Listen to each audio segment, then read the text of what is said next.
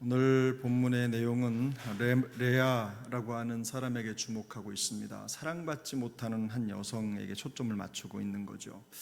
야곱은 라헬을 사랑했지만 또 레아는 사랑하지 않았습니다.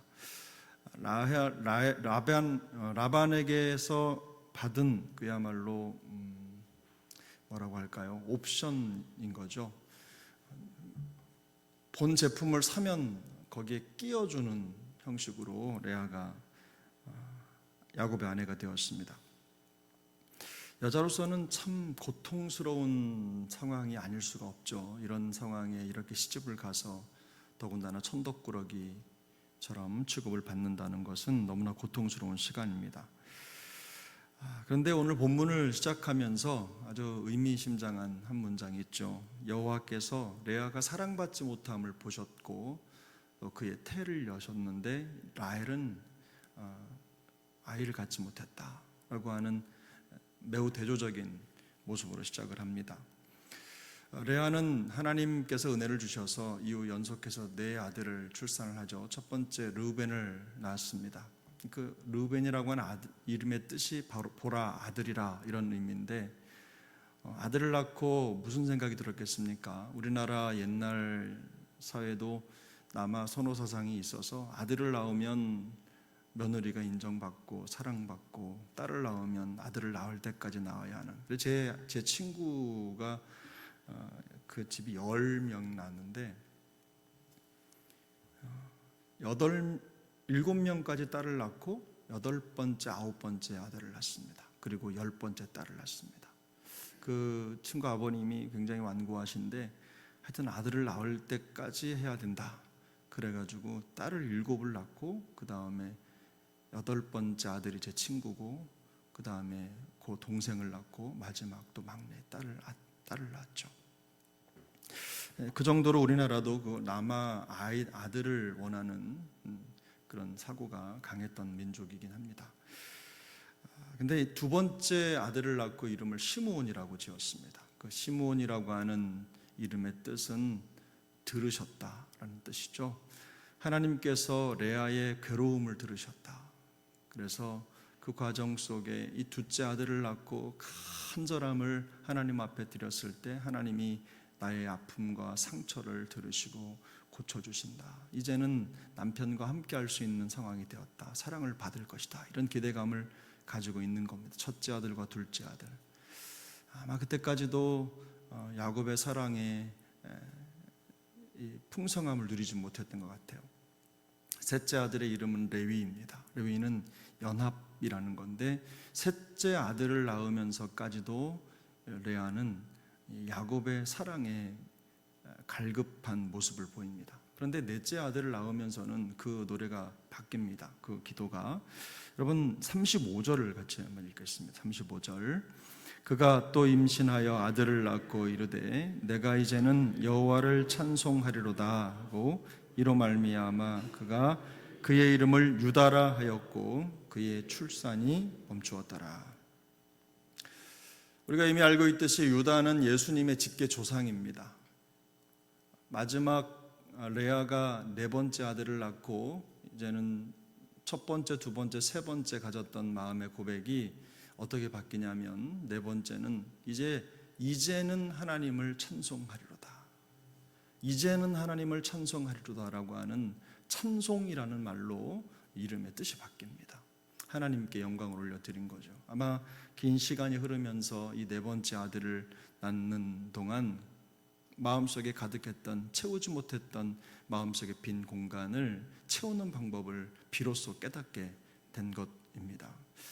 하나님을 바라보고 하나님의 뜻을 마음속에 담는 것, 하나님이 이루실 일들을 기대하고 살아가는 것, 하나님에게서 자기 인생의 의미를 찾는 것, 바로 그것이 레아가 네 번째 아들을 낳으면서 얻은 결과였습니다. 구원 역사라고 하는 큰 틀에서 보면 하나님은 라헬이 아니라 레아를 선택하셨습니다. 인간적인 관점에서 보면 라헬이 야곱의 본처죠. 큰 틀에서 보면. 왜냐하면 원래 그를 얻기 위해서 야곱이 그렇게 긴 시간 수고를 했으니까요. 하나님은 그렇게 하지 않으셨죠. 야곱은 라헬을 사랑했지만 하나님은 레아의 고통을 보셨습니다. 사랑받지 못하는 레아를 보셨어요.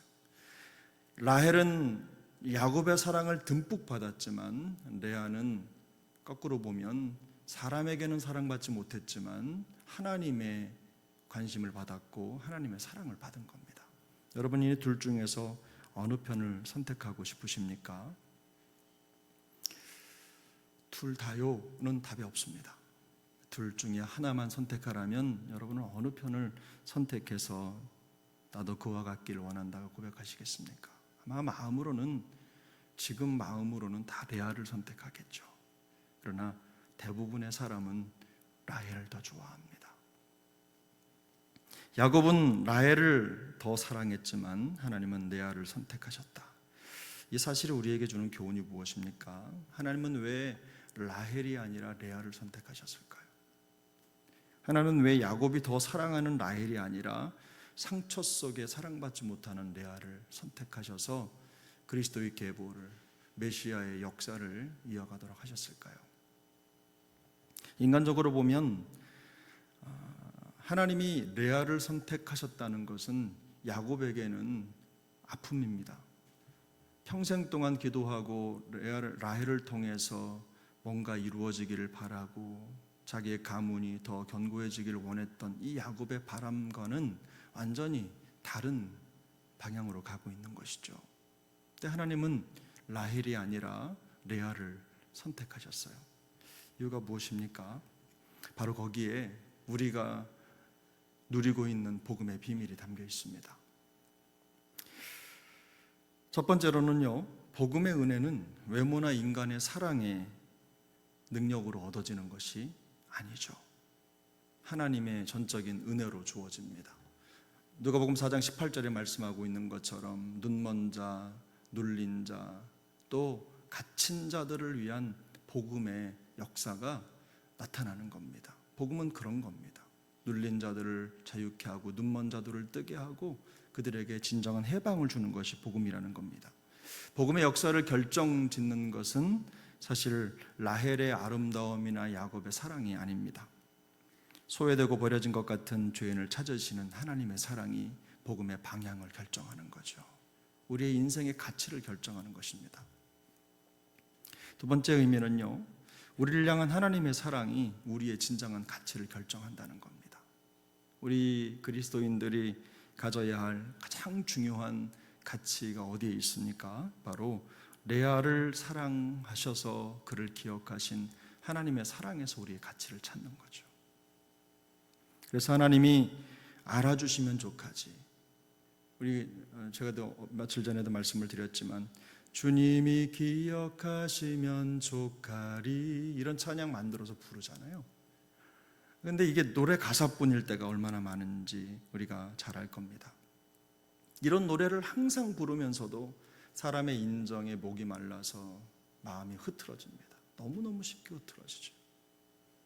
주님이 기억하시면 족하리, 주님이 만족하시면 족하리, 주님이 나를 바라봐 주시면 그것으로 내 마음에 풍족한 기쁨이 있으리, 이런 고백을 늘 찬양으로 하지만 사람에게 인정받아야 되고 칭찬받아야 되고, 그렇지 않으면 섭섭하고 삐뚤어지고 넘어지고 상처받고,